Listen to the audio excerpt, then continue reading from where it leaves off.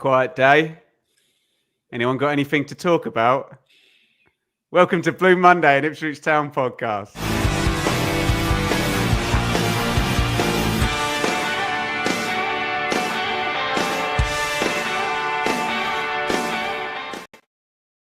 Dave, have you ever known anything like it? What the hell has today been like? I just said to you in the green room before we start, I was at an ex-colleague's leaving London last night. So I had my phone with me, but from between 5:30 and then time I stepped on the train at 9:30, didn't look at my phone, and I was just watching it all unravel. I think I had like 400. There was 400 in the chat, and it was just watching this unravel. And people sitting there, I was going, fuck. Just getting louder and louder. I said, what the hell is going on? Unprecedented. And again, as we said in the green room, we could only think of 5 players in the last 50 Don't name years. them. Can I put that to the chat, Dave? Yeah, we think it's probably between the two. It's John Miller. Don't name them. Don't name them. We'll put it to the chat. See if I can name all 5. Yeah. It's unprecedented. Joe, I know there's probably been bigger news stories since we've started doing the pod, namely the takeover and Marcus Evans going, Mick McCarthy slamming the coffee cup down, double promotion. This has got to be the juiciest news story we've had since we started the pod, hasn't it? Yeah, and it's nice to be on the right side of one, isn't it? Because obviously we've had a really good last couple of years, but with Norwich, we've been a little bit subdued for this. Well, not for the whole 15-year period or whatever, so we haven't beaten it. But could you imagine if this was the other way around? How it would be from the other side? And just what a shambles of a club selling your best player to your local rivals. It is just, Here he goes. It is it's just unfathomable doing it, isn't it? Like how can you be doing it? And it's just makes it all the sweeter from this side of things. Yeah, I was trying to think of who I can't say if it was the other way around. The correspondent. Well, Dave, can I put this one to you? So yeah. Norwich got promoted last season and took Liam Delap, yeah? Well, I guess, yeah. What about we're in the same division, yeah. No, okay, fair enough. Yeah. Fair enough. What about Adam Webster? If they took Adam Webster at the start of 2018-19?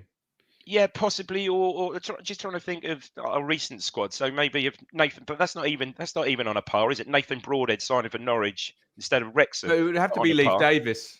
It'd have to be. Well, I think Adam Webster's a good example there. Yeah, Leif Davis probably.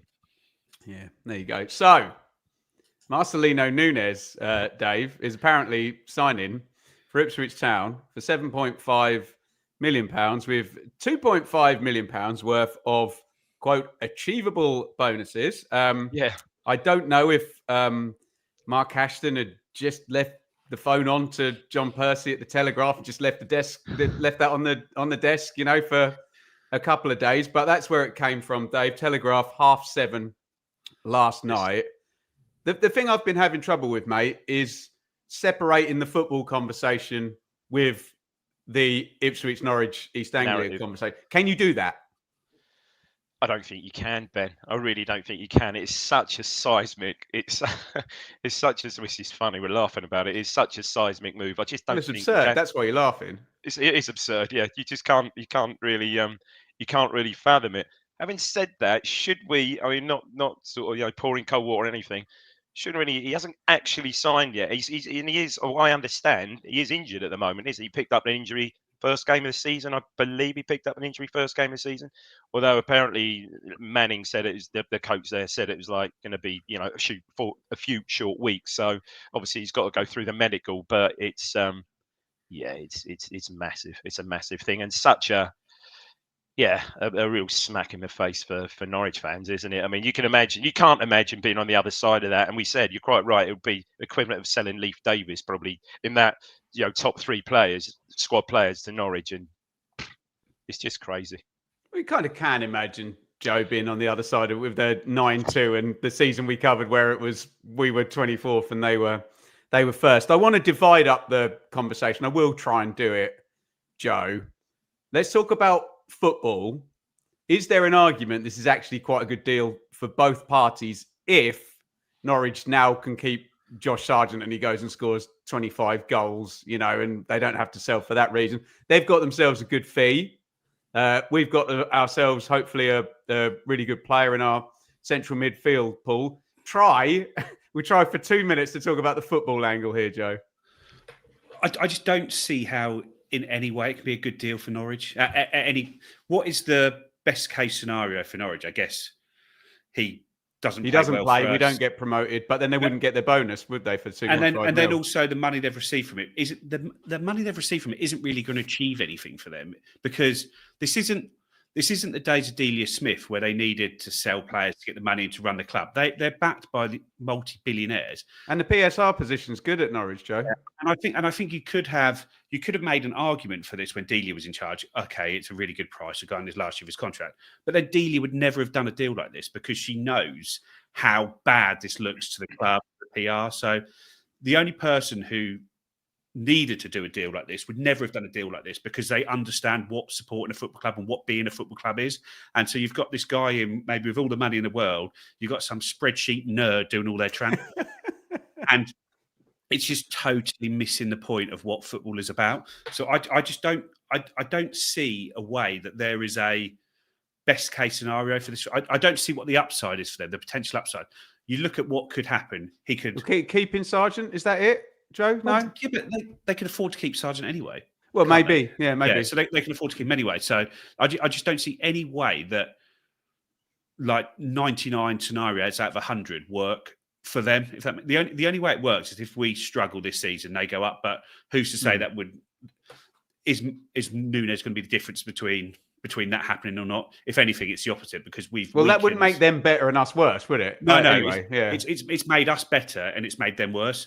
So anything that's going to happen, if that nightmare scenario for us happens where we go up and they go and they don't, if they go up and we don't, then I don't see how the transfer of Nunez plays anything into that, because this new guy they've signed for 2.7 million, who they've been back and forth with all summer, he's obviously not as good as they think he is. Otherwise, they'd have just pulled the trigger on him months ago if he was that good, because the fee, you're talking like less than 3 million quid. Well, they've spent sort of like 30, 40 million quid over the last couple of seasons. And like I say, Ben Napper has just heaped pressure onto himself and onto Liam Manning. And on Liam Manning, yeah. So much pressure he's put onto him.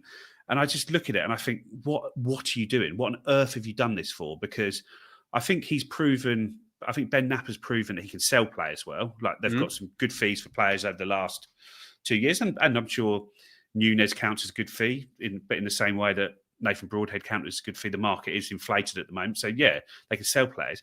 But when you look at their ins over the last sort of 18 months, they've signed a lot of players that don't really look up to the Championship physically, technically, and that signing all these players from around Europe for decent fees, 3 million here, 4 million there, 5 million there, and they're not really paying off yet. So if Ben Napper continues to buy badly, it doesn't matter what fees you're getting for players. It doesn't matter if you're getting 7.5 million instead of 4.5 million for playing the last year of your contract.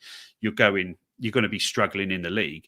And I'd imagine, like I say, we've sort of dealt with Norwich fans over the years on our channel coming in now. Anything but being in the top 6 of the Championship is a failure for them. And I don't see how this deal helps them not do that. So footballing wise, I think it's a disaster for Norwich. I don't see any upside in the deal footballing wise for Norwich. Footballing wise for us, I think we've obviously been very, very keen on Hayden Hackney this summer. We got very close to getting over the line. That one isn't going to happen now. We put a chart up. I don't know if we've got that of sort of Hayden Hackney compared to Marcelino Núñez. And really, Hayden Hackney's sort of younger. He's 3 years younger, got less international experience. He's proven to be more durable, playing more minutes. And yeah, he probably is slightly better as things stand. He can dribble more. But Nunez is a closer proven Championship player as Hayden Hackney is that we can get. And we've gone out and effectively got the second best ball progressing central midfielder in the league from the last season, because the first one we got right up to the line and we couldn't get him over the line. So we've now gone and signed the second best. So it is footballing wise, it's a really, really good signing for us. Yeah, there's a lot of talk about how, he's always injured. He doesn't play a lot. And I think, well, he's played we started over 20 games in each of your last 3 seasons. That's not a sick note. We've got players in our squad that that would be a good season for them. So getting that many games under your belt. So yeah, no, I think football wise, it's a really, really good signing for us. I think it's a disaster for them, and that's before you even sort of look at the PR angle of it all as well. So, Dave, there apparently were 2 contract offers to Nunez in the summer, which he turned down both. The only bid Norwich... actually, let me correct that. The only club to bid for Nunez has been us this summer. My understanding is they would have let the contract run down. So we're going to get a lot of messaging. You know, if I'm Norwich now, I'm messaging that it was the player and the agent pushing for it and he didn't want to be here and all of that. But I suppose there may be some truth in that. I know it was a long monologue from Joe, Dave, but can you come back on the points that Joe was making in terms of the footballing side of it? No, I totally agree. I can't see any way it can benefit Norwich, even if, and Joe's quite right, that wouldn't move the needle at all. Even if they got promoted, heaven forbid, and we didn't, you know, us signing Nunez wouldn't move that needle at all, would it? So there's just I can't see any upside for them, and yeah, big upside for us.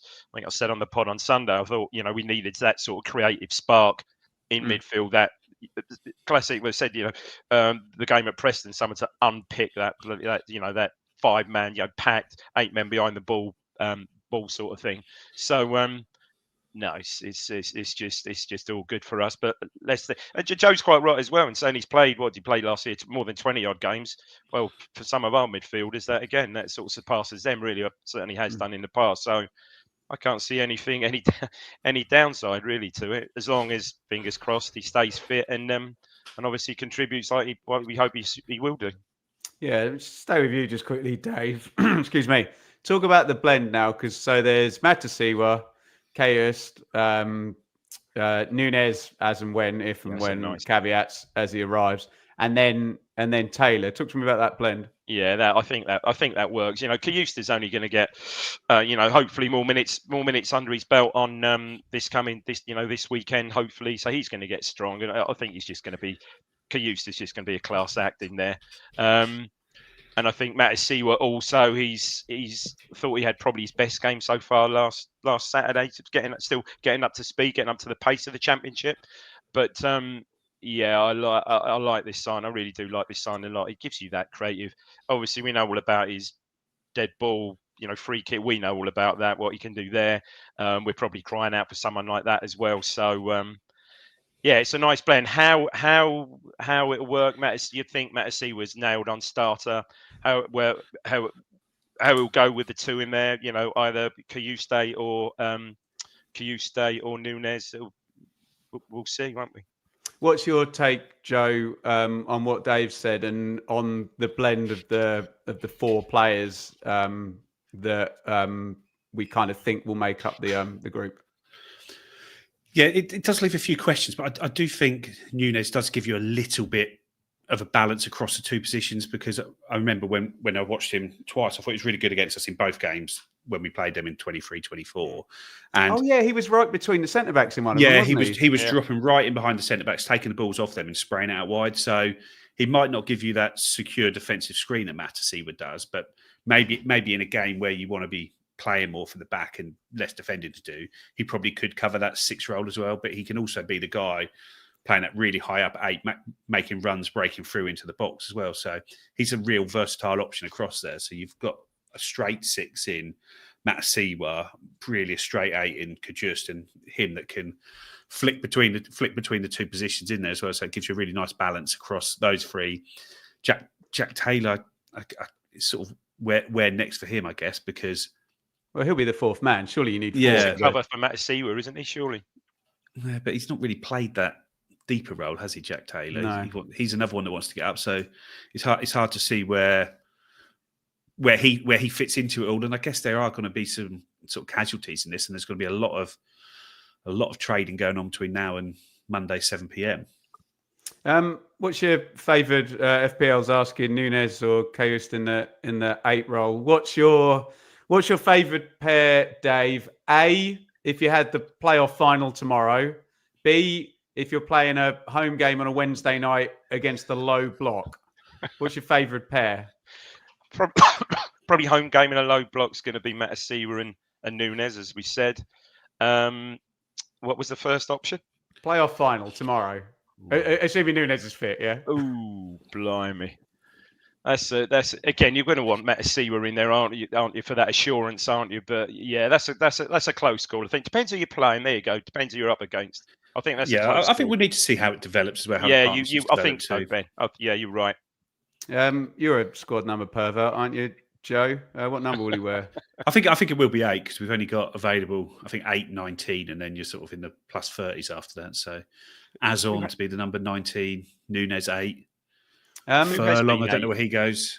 Have we had who has been 8 in recent Matt seasons? Holland. Calvin Phillips. Go Calvin. Calvin Phillips. Calvin effing Phillips. Well, can I christen? What's Spanish for effing? Someone, Marcelino, whatever, Nunez. David asked, Ben, would I have kept Broadhead rather than taking Nunez? I think we all know the answer to that. Both technical, both in last year of the contract and both internationals. But to David's point, is there a certain amount, Dave, of clubs trying to avoid PSR, passing money between them and overpaying for players in the final year of their contracts at the moment in the Championship, allegedly? Seemingly so. Yeah, seemingly so. Yeah. Oh, look, Broadhead was always, we all love Broadhead, but Broadhead was always going to go, wasn't he? I don't think, the money, again, but perhaps with very similar last year of his contract, and he was, he really wouldn't stand it. With the money we got, you wouldn't really stand in his way, and he's gone back home, hasn't he? So good luck to Broadhead. Unfortunately, Ben, we have to move on. Yeah, we do. All right, Dave. All right. This is, like I said, when you're talking about Norwich trying to pin this as like an unbelievable deal to get $7.5 million. Who was talking about that, Joe? Well, their fan base has been talking that it's a really good deal. And you, they'd have taken $3 million for him and things because obviously they're trying to set a narrative. But Nathan Broadhead is 27, a similar injury record, sort of probably less minutes over the last 3 seasons. 27, he's in the last year of his contract, and he's $7.5 million, rise to 10. So it's exactly the same fee and deal structure there. And we think we got a good deal for Nathan Broadhead, and it's like it's not like a mega deal for Nathan Broadhead, and it's not a mega deal for Nunez. It's interesting to see, going back sort of 2 or 3 weeks ago and looking at the fan base's view on him to now, there's definitely some narrative rewriting to try and salvage their reputations on it. Understandable, isn't it? Joe, a couple of questions about outgoings. HCH talk about sales and trimming and strategy. If we had to balance the books, who would you sell? What is the implications here, Joe? Or is this just filling the squad up to the point that it needed to be? Well, I've got it. So I've been making notes of it. So I think we are now at 28 senior players with Darnell Furlong, who we haven't even mentioned yet, who's just signed for us. Oh, that's a spoiler alert, isn't it, Dave? So I think that puts us at 28 senior players. And then the talk is obviously Nunez to come in and Azon to come in, which would take us to 30. Obviously, the Norwegian Egeli, he's an underrated, so it doesn't matter. So we've got 30 players, but that includes the injured players: Harry Clark, Connor Townsend, Wes Burns, Ali Al Hamadi. I don't know how far away they are from being injured, but you'd imagine Connor Townsend is one who's not going to be there for the season. It includes Elkin Baggett in there, who would expect to go out on loan. And these are the people I put in the danger zone of leaving the club, either permanently on loan, not being registered. I can't not sing Highway to the Danger Zone from Top Gun now, so I'm just going to mute my mic. Carry on, Joe. I won't give them their pilot names, but Harry Clark, Maverick, he's not been there. Ben Johnson, Ice Goose, yeah, Goose. Jack Taylor, Wes Burns, Cameron Humphreys, Ali Al Hamadi, and Connor Chaplin. They're the guys that I would put in the danger zone. Yeah, Connor Chaplin. You said it again. What are you doing? Yeah. We'll see. Got to do it again now. I think Ben Johnson especially is one, because you've got Ashley Young, Ben Johnson, Darnell Furlong, Harry Clark, who can all play right back. We know that Darrow O'Shea can shift over and play right back if we need him.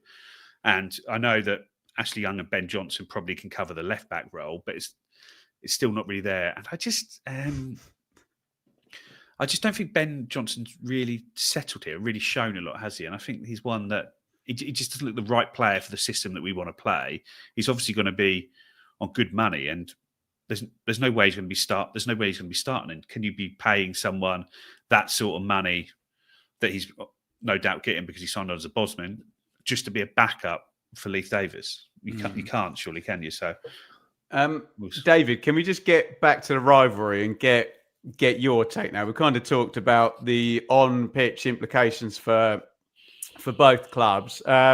Maybe I'm a bit chippy about it because I always feel like I'm having to stand up for the East Anglian football rivalry. I don't think people outside understand the uniqueness of being on the eastern part of the UK with two counties, north and south, and one major team in each one. And people babble on about the distance between the two. And I'm like, that's what makes it all the more fearsome, because everyone up there supports that one. Everyone down there supports that one. And you don't run into each other. You meet twice a year, and it is feral.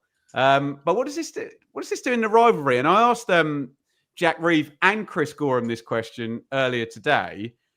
Is this just a Chilean player being transferred between two American-owned clubs now? And are things changing? Surely not. Well, no, theoretically, yes, it is. But no, you'll never lose that. I mean, it is going to be October the 5th is going to be, well, look, it's just over, 5 weeks away now. That is going to be lively, isn't it? Especially if he's playing. My God, if he's playing. So, no, I was trying to explain that today. I was with someone today, actually, and watching Sky in a pub, watching Sky Sports News, and he's trying to explain the rivalry today, and he sort of looked at me and said, "Is it really that intense?" I said, "Mate, it is." Well, you just used the word feral. It really is, really, really intense. So yeah, no, we're always going to have that, Ben. You know, owners, whatever, they can never take that away. There'll always be that East Anglian rivalry, and long may it continue. It's an interesting question. Dave, I'll get you first, and we'll pass over to Joe.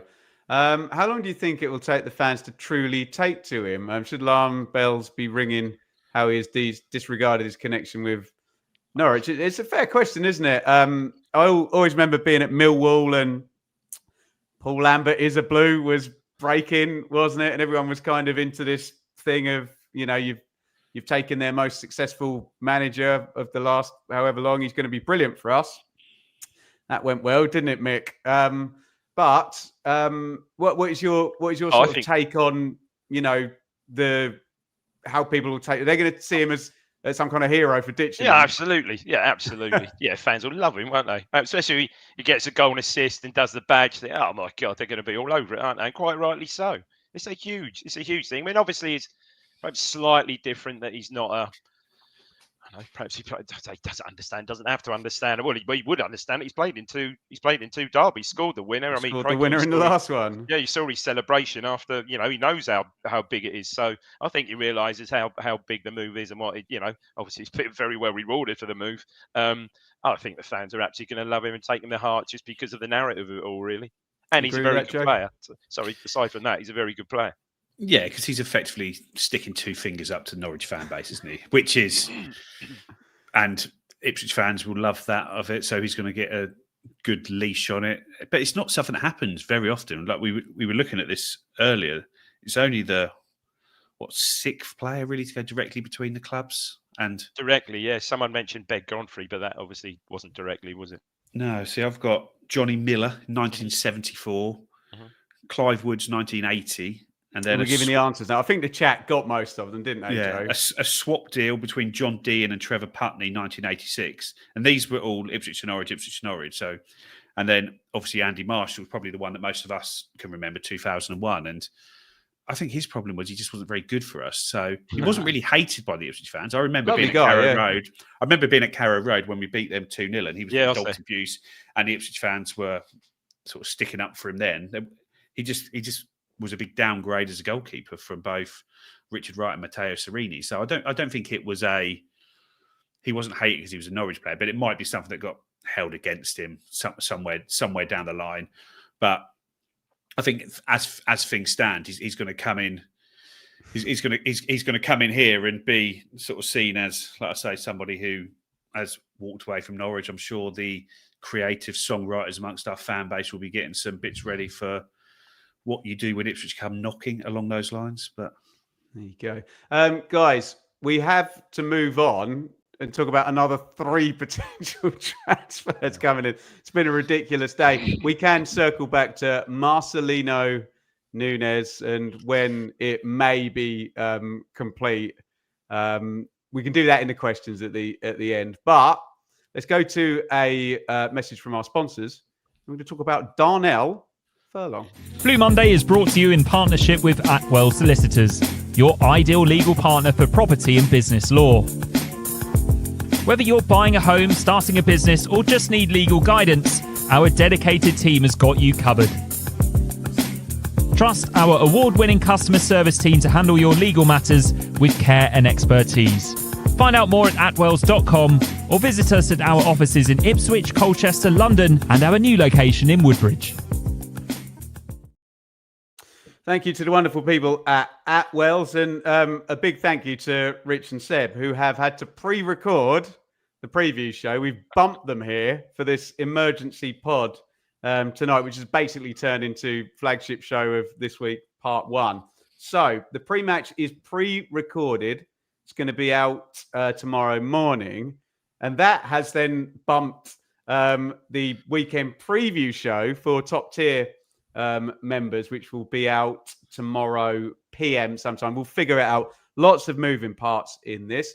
What do I mean? Top tier subscribers, look right down there if you're watching on YouTube right now, and you can hit the join button for some brilliant paywall content that we've introduced this year. The free to air stuff like this will still be free to air, but lots of extra stuff, pretty much 7 days a week of Blue Monday content now with an extra preview show. Sorry, fruit flies.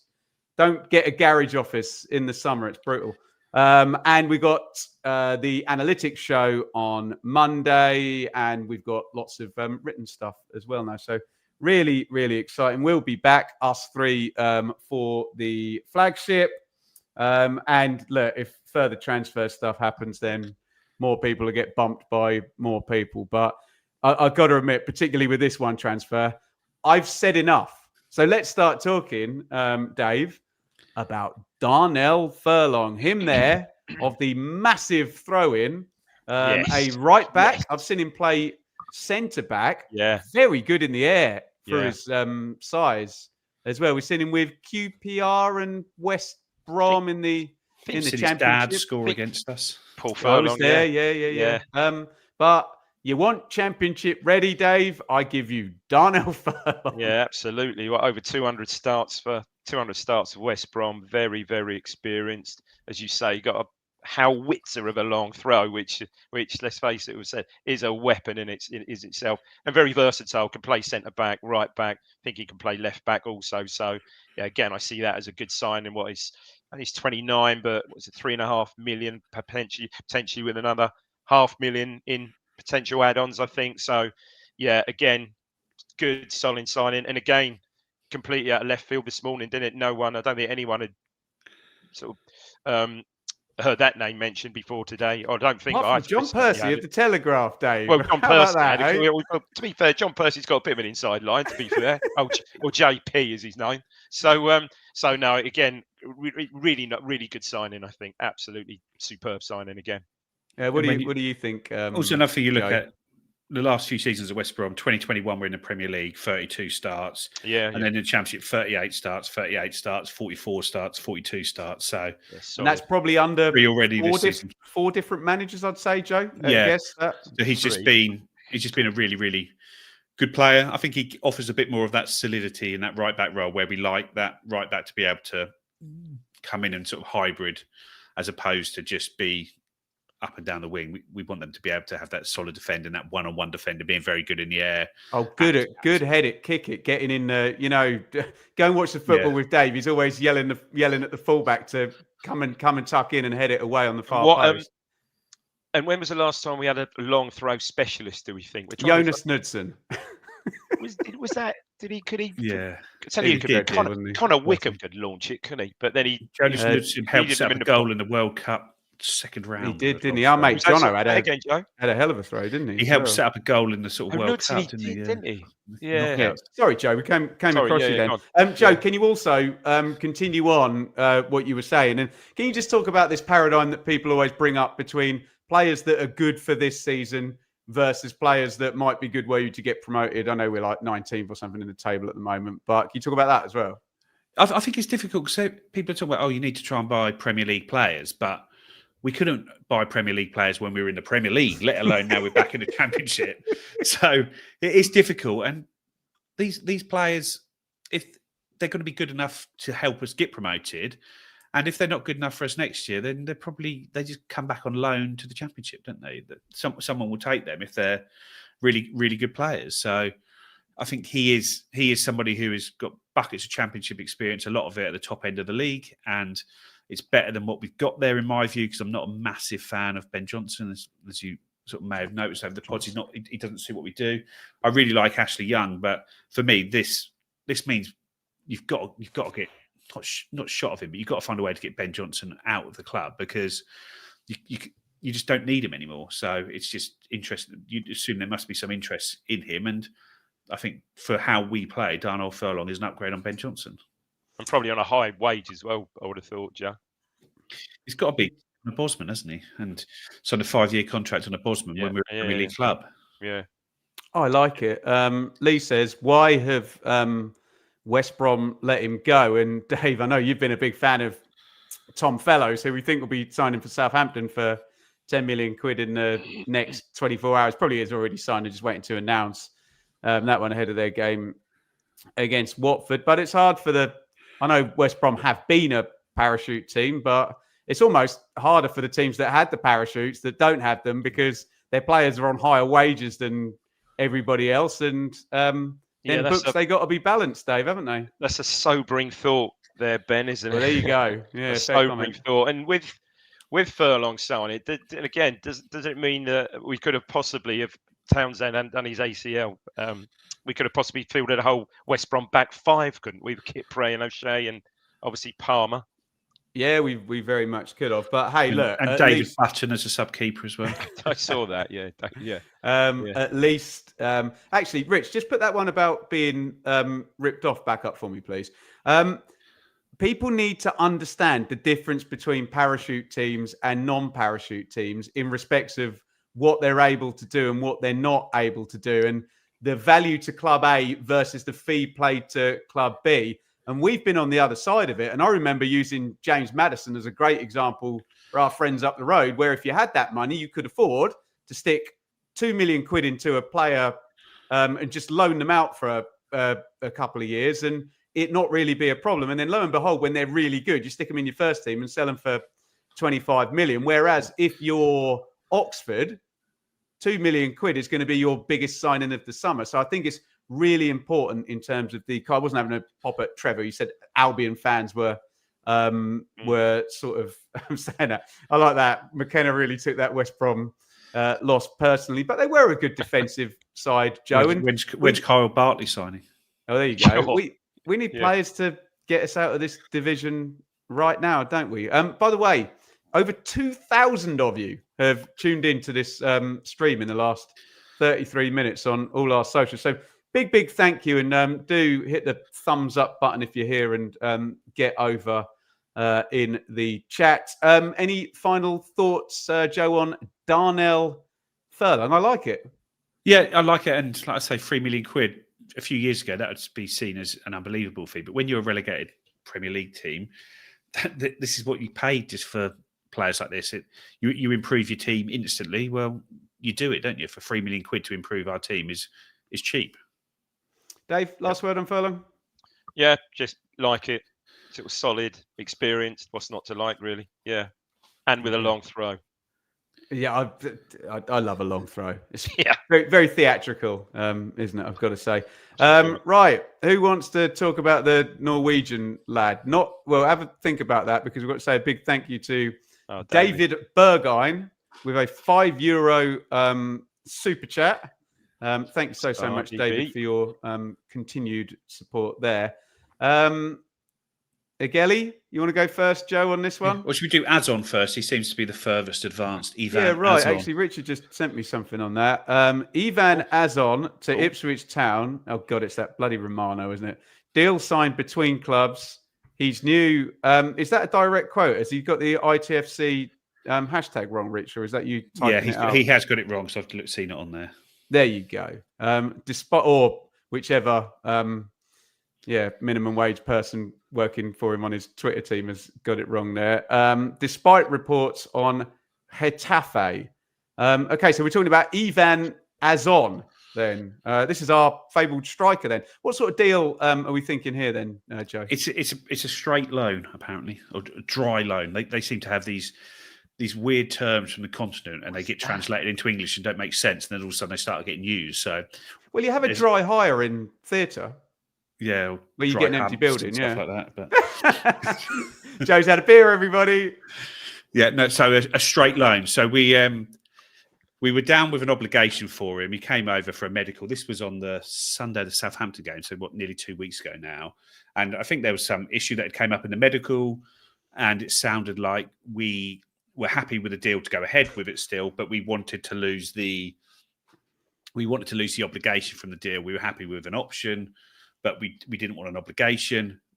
And it's now just a straight loan now. So there's no option, no obligation. And yeah, it sounds like this is as good as job done. He is an Ipswich Town player. It sounds like for Fabrizio Romano, it's had a here we go earlier, and he's been the one who's been sort of all over the deal from the start. So yeah, he's back in. I think he's been on the bench for Como in their first game of the season. So he's fit, and he's played all through their pre-season, so he's fit to play, but he must have an issue. So I guess it's just up to us what we want to do with it. Dave, do you know anything about the player, or do you want to throw that back to JF? Not really, no. But all I got to say, if he's half as good as Pablo, he'll do for me. What sort of a player is? Do you know, Joe? Well, he's a sort of a bustling striker. I think he says he's 5'11", but he looks bigger than that when you see him play. And he is a sort of barrel-chested, puts himself about, good off both feet. When you said barrel-chested, first one I thought of was Billy Sharp. It's basically maybe a bit bigger than that on sort of size-wise. Puts himself about, good in the air, but he did have it. There's a goal. There's a gold sort of package that he's done. We scored like 30 goals for Zaragoza, and almost like the combined distance of the 30 goals is about 60 yards. They are scrappy. You love that, Dave. Off the line, put them in there. I think the furthest goal out was about the penalty spot. He is very much a 6-yard box striker. But Joe, good teams score tap-ins. Yeah, no. He's played for Como through pre-season. He's been playing off the left. Sorry, Como. That's Italy, though, isn't Fabregas, it? Yeah. So he was at Zaragoza up until January. And his contract was up this summer. So Como just bought him on the last day of the transfer window for like €2 million. I think just as we can probably flip him to make some money. And this is your last chance to sell him, Zaragoza. So they got him for €2 million, and they nearly had him sold for an obligation of 10 million to us. But didn't go from there. And as you see up here, shot quality is good, shot volume is good, self-created shots is good, aerial ability is good. So he is your penalty box striker, but with a bit to put himself about. So yeah, he's your George Hurst guy to compete with him now, isn't he? So Dave, I'll ask the same question to you that I asked about midfielders. If Alex over at the EADT is right about Akpom potentially going into the number 9 pool also, and Hurst is obviously there, and Azon as well. Talk to me about the group of 3. Is he a fox in the box, as Peter is asking? Well, as Joe was saying on his, just then, his combined range of goals is like 60 yards over how many seasons, how many seasons that was. But slightly perhaps different to Hurst. No way will you call Hurst a goal poacher. A goal poacher is he's not. It's a totally different player, more hold up, more rounded. But someone again, Ben, someone different, just different to Hurst, but someone who's going to compete with Hurst for the 9, but different, which is obviously going to help. What do you think about the attacking roster if and when Azon is confirmed, Joan? Would you have preferred that obligation or option to be in there rather than a wet, dry, clean loan? I think an option's always good because it means that if they fly, you're in charge of the situation. If they score 30 goals a season, then you could just pick them up for that price. So it's nice to have that in there, but obligation is tough because you get promoted and you're on the hook for 12 million. Three quid. words for you: Done a huge Jean, amount. Kevin, Augustin. There you go. Look him up, kids. Yeah, Leeds from sort of Red Bull, wasn't it, or something like that? From, but I still think Akpom will be seen as a 10. He came on. He came on as a 10 against Preston last weekend, and I think it's going to like. I know. I sort of mentioned Connor Chaplin earlier, but I do think it's going to be Smodix and Akpom as that 10, and Hurst and Azon as the 9, and sort of trying to get more of a closer that way. I don't see Connor Chaplin getting a huge amount of minutes for us, and that He's seems been one of our better players this season. I know that's well. I thought he'd been nicest poor in guy a in couple of jail games as territory, well, but yeah, it's difficult because he's such a unique player, dropping in and playing off that sort of right-hand side, and that ball he plays in behind the full-back is great, always gets up the pitch. But it seems like, and Sean did an excellent explaining in our Telegram on this the other week, and it does seem like we're looking to have almost like a front two where you've got a 10 like Smodix or Akpom, where they're trying to play very close to the 9 and just getting past them and making those runs past them. And as we're trying to deal with low blocks, we probably need more players like that. And with some of that craft comes from behind them, like Nunez. But a couple of questions here, Dave, pertaining to Ali Al Hamadi from Norman and from Romeo. Can anything be done before the end of the window, or do you think no one will take him if he's not healthy? Well, obviously he's injured at the moment. I'm not sure. I haven't seen a timeline for that. Have you, Joe? His injury? No, really. he was on Not very crutches. No more coffee shop pictures, no?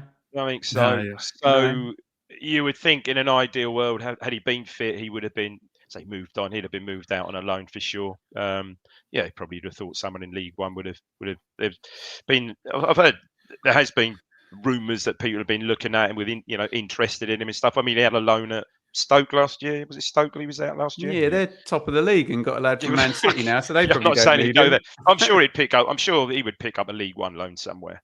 So He'd get a championship one if he was all right at Stoke. Well, Dave, no. Potentially, was he all right at Stoke? Did he? Yeah, he was well. Free, didn't he? Yeah. He was well liked, but he's the sort of player, Dave, who is just likable, isn't he? Yeah. When it's going well, obviously, but so you'd think he would have certainly potential lower end championship side, but certainly a League One side. Maybe he does hang around as a third 9. Yeah. You might need him as that third 9 with Hurst and Azon, and have him too there as well, and then you just work out where else you can lose a body from. But you would have thought Akpom. I know if he wants him to play behind the 9, you would have thought Akpom at a stretch would play up there in an emergency though. But yeah.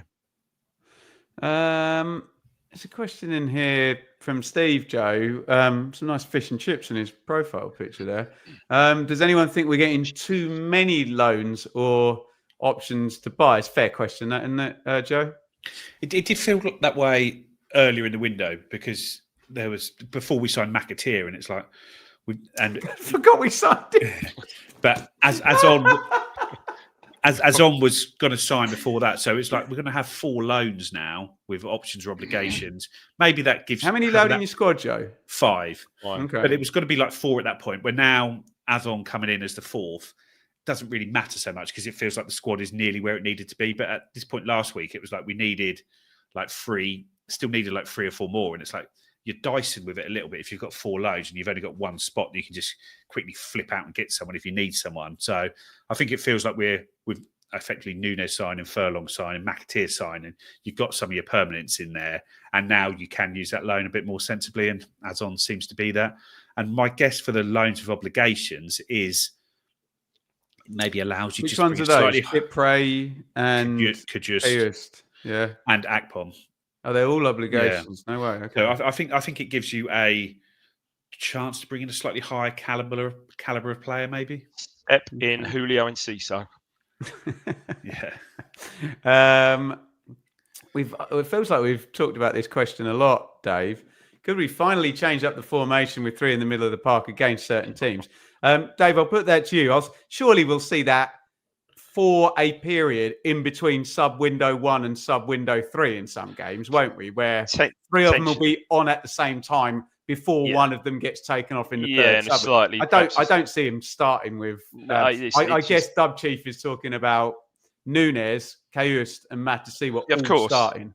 Yeah, no, you just can't see that unless there's a radical change of plan, and we know that he just doesn't play like that. So I couldn't see that. But yeah, you're quite right saying it could well be a situation where they are all three on the pitch at the same time, but you just can't see them starting together. No.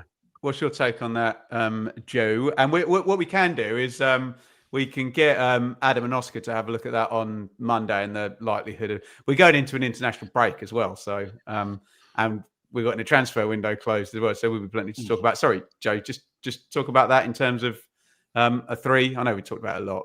I just don't see it because there's 8. We've got 8 guys behind the striker at the moment in that 3. We've got potentially one more coming in. That's 9. Sounds like a signing has been announced. Azon. Yeah. So it's been announced, has it? Yeah. Yeah. Comunicado Oficial Iván Azón. Is that from the club? Yeah. Oh my god! Every time we're blooming on air now, isn't it? Hey? Yeah, joins on loan. Delighted to confirm the signing of Spanish striker. Yeah, joins on loan. Yeah, they've done his interviews and stuff like that. So that's done. So effectively, you've got 9 behind the you've got 8 behind the striker, potentially Vala Egali coming in from Norway. That's 9. Then you've got George Hurst and Azon now. That's 11. How old is Azon, Joe? 22. Wow. Okay. I just don't see when you've only got 4 senior central midfielders, maybe 5 if you have Humphreys, how you get 3 out of 5 and then only 3 out of 11 on the other side. The 4's got to be from the 10. And I just don't see it personally. It might be like Jack Taylor did it a couple of times, but that was in games where we're a little bit under the cosh. Well, okay. So, Furlong got announced just before we came on. This feels like game changer transfer window number 1, doesn't it, Dave? All over again. Let me just read this. Let's hang on a few minutes for Nunez. Just hang on for him. Ipswich Town is delighted to confirm the signing of Spanish striker Iván Azon. Iván joins on loan from Italian club Como with the deal running to the end of the 25-26 campaign. 22-year-old came through the youth system at Real Zaragoza and became a regular first-team player for Los Blanquillos, making 150 appearances, scoring 27 goals during his time at the club. He moved to Serie A side Como in January, now makes the move to town, becoming the Blues' 9th new signing of the transfer window. I guess there isn't a word there. Dave, what is your kind of take just quickly on Azon and the whole will he, won't he, wanted him? Do you think he's a kind of a first choice target there that they've actually managed to get maybe through, no one else taking him? well, seemingly, I mean, he's coming. Is he coming with an injury again? Is he another one who's coming with an injury? Do we know? Well, there wasn't a medical issue that we didn't like in the medical, which wanted us to renegotiate it, but it doesn't mean you're not fit. No, not at all. That might be just something that was picked up. No, I mean Hurst needed that. We needed that competition. We needed that other 9 to as competition for Hurst. So yeah, it's a good side. I mean, if we get the Norwegian lad as well, then I think we'll all look back on this window and think, okay, yeah, bit of a slow start to it, but it's all hopefully all come right in the end, especially if Nunez signs as well. I find this really difficult, Joe, because my emotional attachment to the double promotion winning team stroke squad is so strong. But this is just levels up now. We talk about the Norwegian lad. Can I just throw in that I'm getting eerie similarities? We had a big financial advantage in League One, and we've now got a big financial advantage in the Championship. But it did take until the new year to really knit the pattern of play together with essentially a new team. And I wonder whether this season might look like the League One season. I mean, it'd be nice if it did, because that means we're going to have a hell of a run from February. But do you take that as a kind of reasonable argument, Joe? I think it can do, but I think that level of quality you now have in the squad will always just get you over the line in games when you're not playing well as well. But is that not what happened in League One? Yeah, to an extent. We just had that bad period in sort of January and February there, didn't we? And then after that, we just flew. But you'd imagine, when you got all the quality that we've got throughout the squad, our squad is more overpowered now in this league than our League One squad was in that league. Like, we had very good players. But so you're talking like Jack Clark's going to be our reserve left winger. Chidozie Ogbene's our reserve right winger. Chuba Akpom and Sam Smodics sharing minutes as the 10. Those 6 players across there are all proven top quality championship operators. And then you drop back further in the midfield. When you think back to that League One season, we just had the brilliant January transfer window, didn't we? That just kick-started. Well, that's certainly not going to be similar this year, kick-started everything, but just gave everything that impetus. No, that's a good point. Yeah, actually, that kind of debunks what I said, Dave, because, it wasn't necessarily the pattern of play just clicking. It was adding Broadhead and Luongo and throughout Clark, the start of the season, Freddie Ladapo and Caden Jackson were our strikers. Yeah, if you think about that, True. Very, very true. I take it all back. Right, lots of people are asking about what are his first 2 names, Joe Ageli? Sindre Valle Agele. Lots of people are asking about Sindre Valle Agele. I mean, this would just be the icing on the bloody cake, wouldn't it, Dave? We're allowed to ask for this as well. When Joe described him on Sunday, I was thinking it's Chris Waddle. Chris Waddle, sort of lazy. We're coming off the right, lazy left foot, dropping his shoulder. I thought, I'm having some of that. But I mean, the great thing about this lad, if he comes, he's not gonna add to the. He's young. He's not going to add to the squad.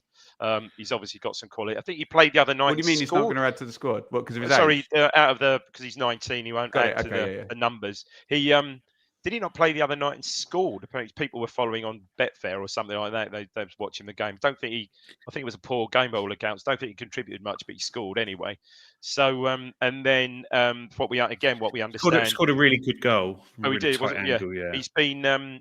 He's just been named, I think I read this earlier today, he's just been named in the Norwegian under-21 squad for the next couple of weeks as well. So, exactly. He'll be the sort of, sounds like a sort of flair player, just that everyone was likely to take to. Joe, in my head, we don't get this one just because we don't get everything we want in life. He's got a huge amount of talent, huge amount of clubs looking at him, and he's very, very young. And I think the fee that was mentioned previously was what would be basically a record for a championship club to spend on a player. Sort of talking sort of like Ruben Neves, British Samba longer levels. So that sort of level there. So it's one that's going to be, I think, sort of there's people talking. It's like a very tough deal to get the player happy, the other club happy, their massively advantageous sell-on clause that you have to put in that screws you over when he's brilliant. Yeah, it sounds like it's very, very close, and it's almost there if we want to push the button on the deal. It's almost waiting for us to decide: do we want to do it? Everything's agreed in principle, and right wing. Yes, Joe. Yeah, sort of. I think long term he'll be a striker. He's got that big number 9 profile. But he plays on the right wing, dribbly, left-footed, sort of hammer of a left foot as you'd expect. And I think we do. I think we do need somebody about Neil Thompson of that profile, because we had a Murray Hutchinson on the right wing a lot, often in the Championship, but as a sub, someone to come on and make things happen. So you look at sort of Ogbene, McAteer, Burns. Hopefully, if he can get back fit as well on that side, and they're all very similar options. They're straight line runners, get in the box, get crosses in, strong physical players, where sometimes you just want that little bit of stardust out there. And I think that Agele does look like he's got that. And he's not going to be perfect from day one. He's going to be a development player, but it's huge. It's huge if we get him. Exciting one, isn't it? Yeah. I'm a bit confused, Dave, because we've been pretty crap really across the 3 games so far this season, and I'm really excited now. Oh yeah, we're always going to be with this window, weren't we? We've hoped, and we always, as we said at the start of the season, we're almost treading water in this first transfer window till September, till after the window closes and after the international break is over. We're almost treading water, and as I think Joe said on the very first pod this season, that you just need to keep in touch. Well, okay, keep in touch. I think I'd be more concerned if it was perhaps Leicester and Southampton on 9 points each, rather than Stoke and Borough. Look, who knows? They might stay the distance, but I know we're not talking about Saturday, but this kind of makes a win on Saturday really crucial, I think. We can't bump them and then talk about their game as well, Dave. I'm not. No, we're not. No, we're not. No. Have you not got the stat pack ready? No, we're not allowed to use it. Stat pack. No, we're not stealing their thunder at all. Joe, it's just overarching. It's just been a weird transfer window. If I'd have told you that we'd be sat here and Hackney would still be at Borough El Canoes would still be at Leicester. Okay, Diblin went now, but everything's been delayed. Sargent is still at Norwich. It's been an odd window, and I think we've been a bit victims of it. It's been so chaotic, hasn't it, the way it's played out? And I think even if you look at the Premier League, the business is slow there. There's still a huge amount to be Agreed. done. Bearing in mind, like Everton are still signing Diblin, West Ham are still signing Fernandes. Well, they're a couple of games into the season. They're the ones with the money that can normally get stuff done early. But I think the Club World Cup is what has slowed the window down. There was that big rush for that. All those clubs spend their money there, and then it's sort of slowed down from there. And we're now. Would you say it got a bit dry? Yes, there's definitely been a lot of dryness going on in the window, which is not what you want. So but you just look at it and think, if you're Crystal Palace, Arsenal have only just signed Eze, so Crystal Palace are still looking for a replacement for Eze, and I think they signed a winger yesterday. So it's really the sort of dominoes normally fall, but they normally fall over the last few days of the window. It does feel like there's just going to be an absolute avalanche at some point. And it's more pronounced this year, isn't it? Yeah, and when you look at really the only clubs you can compare us to is Southampton and Leicester, and Southampton. So Dibbling on Monday, Fernandes today. I think they're putting over 100 million quid's worth of transfers and haven't spent a huge amount. They signed Finn Azaz the other day. I think Tom Fellows are signing. Leicester haven't really signed anyone yet, have they? I think that's apples and oranges because the EFL are all over all their deals, aren't they? And then El Canoes is sort of apparently downing tools, and he's going to refuse to play for them again unless he said he won't play for them again, even if they don't sell him this window. He'll refuse to play till January. Can you not get some strepsils to him? I shouldn't have said that. I take that back. Yeah, so they've done that. I think because they've sold McAteer and James Justin, I don't think PSR-wise they need to sell him anymore. So they've Joe, there was always this idea they needed to do that just to not breach when they put the projections in January as well. So that might have just been resetting the kind of sorry, yeah. I take that back. That was funnier in my head than when I said it. Dave, get me out of this hole I'm in. I wasn't paying any attention to what you were saying then. Hopefully the audience weren't either. Should we do a couple of questions to round this out? Joe Cook's not happy, Dave, until we sign Jordan James as well. Over Jordan James. I think he's been heavily linked with Wrexham, did I see in the past few days as well? I think he is, isn't he? Yes, he is indeed. So, yeah, I think that's probably, given what's happened today, I think that's probably not going to happen, you would think. Joe, this is Jules. How badly will Norwich miss Nunez? Will he cost them 4 places? I do think they will miss him because when you look at their midfield, it's quite workmanlike now, isn't it? But I think Liam Manning doesn't really have. Chris Gorham said to me earlier, Joe, Norwich have played 2 good halves of football this season, and they were both when Marcelino Núñez was playing. That is the Norwich City commentator. And whatever you say about these silly rivalries, that guy knows what he's talking about. Yeah, and you wonder, sometimes it ends up where players, the manager doesn't like them or think they fit in. And then when they do play, they look good. So it's good to get them out of the way so you don't see them. But I don't see any way that it makes them better. I don't see replacing him with a guy from, was he from like the Norwegian league or the Danish league? Sort of Pele. Yeah, I don't know where he's come from. Pele.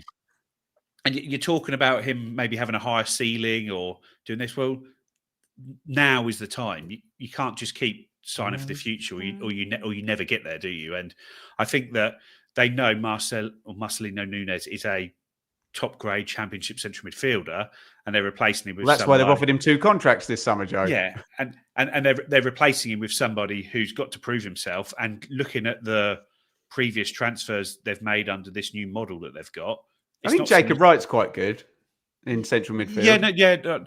He's someone who's got a very good reputation and seemed a bit of a coup to get him. But a lot of these foreign players, McLean back in there, weren't they? Foreign players they've brought in into the Championship. They haven't proven they can hit the ground running. And Norwich fans are going to want, need, and expect to see this year. They're not going to say, "Oh, well, he's shown some good flashes. He'll be really good for us next season." They want to get promoted this season, not just bob around in 9th, 10th, 11th, 12th in the league and show some good signs and hopefully get better next year. That's not what is going to appease their fan base. Dave, Alex asks, how would you like to see the club approach announcing Nunez if the deal gets completed? I know that's maybe a slightly comedic question from Alex, but in all seriousness, is there an argument here that this actually has to be done with sort of, kind of kid gloves? You can't have James Norwood pretending to be Stone Cold Steve Austin in. Well, you mean a low key? Do you remember who was it? Dom Samuel literally arriving at half time during a home game versus Derby on loan. Do you remember that? Yeah, I do actually. Yeah. We've been doing this a long time, mate. We just don't do that, do we? We don't. You can't see him really being paraded on the pitch at maybe all three of them might, but not. You don't see, if he has signed by then. You wouldn't see him. You wouldn't see us parading him alone. We just don't do that, and that really would be rubbing it in. I mean, the fans would absolutely love it. I'm sure we'd all love it if it happened, but I just can't. I think Burnley's announcements are quite funny, aren't they? They put lots of effort into theatrical. I would say. Yeah. I know Joe would be there, full like red hot chili peppers, Che Guevara, yellow and blue stuff, all over the place. Someone said in the chat earlier, should tip up in a blue Rolls Royce on set. Tip up in a blue Rolls Royce or something like that, playing blaring out the Chilean national anthem. But no, you would think it'd be relatively low key, and he'll be sort of somewhere with the shirt. Hopefully tomorrow. Yeah, just maybe on like the Orwell Bridge or something like that. Yeah. I don't know what I'd do, but I would love it if the club did just go absolutely massive on the absolute wind up of it against Norwich fans. I saw. I can't see it. I think James put in a telegram yesterday. Have someone like he's at Carrow Road, like crawling out the floor, like Shawshank Redemption through like rivers of shit, and then gets there, rips off his Norwich shirt and has an Ipswich shirt, and the sun shines. It was a blue one. Oh, yeah. Brilliant. Or like a Graham Souness running there, planting a flag down on the Portman Road. Hosting Joe Fairs, Dave, is like being Joey Barton's manager or something. Herding cats. You got to keep him in check, Dave, haven't you? Right. We need someone creative to come up with something amazing. I suppose that is your job. Maybe we can do it off air then, Joe. Quickly. I love asking Joe about Luke Wolfenden.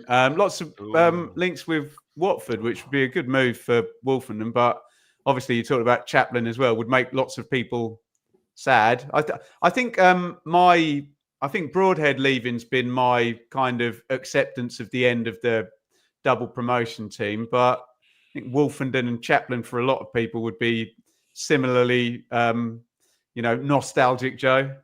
Yeah, no, it'd be especially being a local lad who's come through a lot of rubbish here. Oh my God! Managers played under, being sent out, I remember him playing in that 4-0 win at Reading, right at the back end of. When Brian Klug was in charge. Klug was in charge. Yeah. No, I just. Yeah, it's going to be really. I can see why he wants to go. He's 26. He's older than Darragh O'Shea. I think he's a few months older than Darragh O'Shea. Wow. So he's not going to play ahead of him. Darragh O'Shea's just under a new 5-year contract, being given the club captaincy.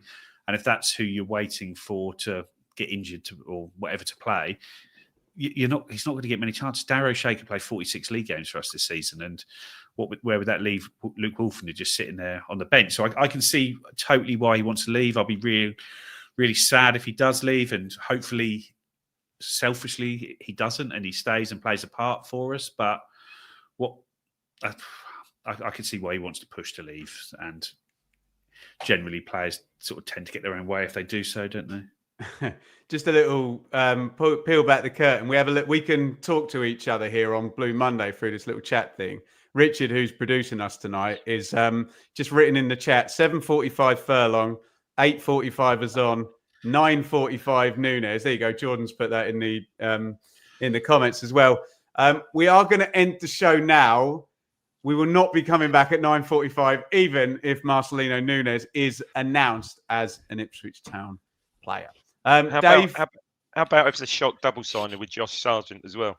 We will be back at 9:45 and 10 seconds if if that happens. Dave, I'm going to let you have the final word on just an absurd 24 hours where before 7:30 yesterday, the idea that part of Ipswich Town's transfer business would be taking one of the star players for Norwich. Stop teasing me in the chat there like something's about to be announced.